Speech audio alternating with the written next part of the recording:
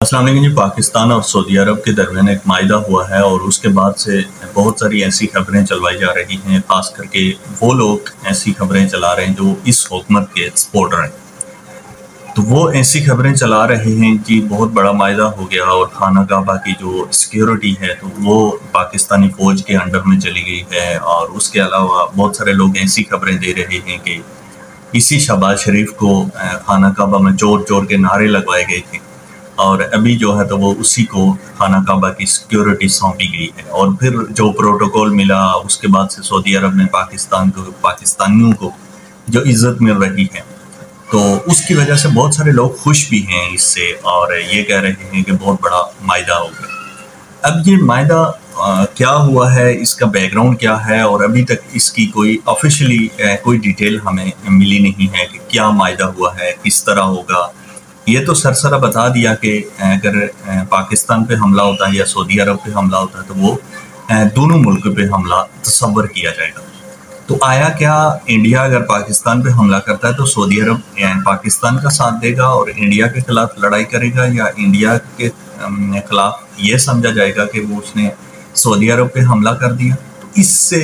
واضح نہیں ہے ابھی تک کہ کیا یہ ہوگا۔ دوسری سائڈ یہ ہے کہ آپ کو پتہ ہے کہ جتنے بھی عربی لوگ ہیں، خاص کر کے جو امارات ہو گئی یا سعودی عرب ہو گیا، ان کنٹریز میں ہمارے بہت زیادہ پاکستانی موجود ہیں۔ میں خود بھی رہ کے آیا ہوں تو میں عربیوں کو جانتا ہوں کہ عربی کس قسم کے لوگ ہیں۔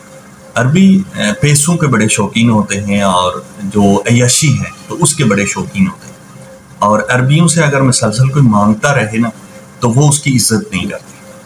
تو ہمارے ملک کیونکہ مسلسل کو 76 سالوں سے مانگ ہی رہا ہے، تو آپ کو کیا لگتا ہے کہ عربی کیوں ہماری عزت کر رہے ہیں؟ عربیوں کو جب تک مطلب نہیں ہوگا، وہاں پر جتنے بھی لوگ پاکستانی ہیں تو وہ میری اس بات کی تائید کریں گے کہ عربیوں کو جب تک آپ سے مطلب نہیں ہوگا تو وہ آپ سے سلام بھی نہیں کریں گے، ہاتھ بھی ملانا گوارا نہیں کریں گے، تو گلے لگانا تو بہت دور کی بات ہے۔ جب آپ سے ان کو مطلب ہوگا تو پھر وہ آپ کو گلے میں لگا سکتے۔ جیسے شہباز شریف کو محمد بن سلمان نے گلے لگائے۔ دوسری سائڈ یہ ہے کہ خانہ کعبہ جو ہے تو اس کی سیکیورٹی ہو یا جتنے بھی معاملات ہوں تو وہ سعودی عرب پہلے سے کر رہا ہے، اور کسی قسم کا وہاں پر کوئی ایسا چیلنج موجود نہیں ہے کہ سعودی عرب کے پاس کوئی دفاعی یا اندرونی جو دفاعی نظام ہے ان کا، تو وہ بہت کمزور ہے، جس کی وجہ سے وہ پاکستانیوں سے مدد لینا چاہتے ہیں۔ سعودی عرب یہ نہیں ہے کہ وہ خانہ کعبہ کی اس لیے حفاظت کرے گا کہ وہاں پر وہ حج اور عمرہ کرنے لوگ آتے ہیں، اس لیے نہیں حفاظت کرے گا۔ سعودی عرب کا جو تیل کے علاوہ جو پورے ملک کا جو نظام چل رہا ہے تو وہ خانہ کعبہ کے ذریعے چل رہا ہے، مسجد نبوی اور خانہ کعبہ کے ذریعے چل رہا ہے۔ سب سے زیادہ ارننگ اگر سعودی عرب جنریٹ کر رہا ہے تو وہ ان دو جگہوں سے جنریٹ کر رہا ہے۔ تو وہ پاگل ہے کہ وہاں پر سیکورٹی خدشات ہوں گے اور وہ باہر کسی دوسرے ملک سے مدد مانگے گا، اور ایسے ملک سے مدد مانگے گا جو آلریڈی کسی کا اس کا کوئی والے وارث ہے ہی نہیں ہے، کہ وہ چائنا کے ساتھ ہے یا امریکہ کے ساتھ ہے، برطانیہ کے ساتھ ہے، کس کے ساتھ ہے؟ ڈرا ہوا ملک ہے، اس کو کوئی کچھ بھی کہہ دے گا تو وہ ماننے کے لیے تیار ہوگا، ڈنڈا لے کے اس کو یا 2 پیسے اس کو دکھا دے گا تو وہ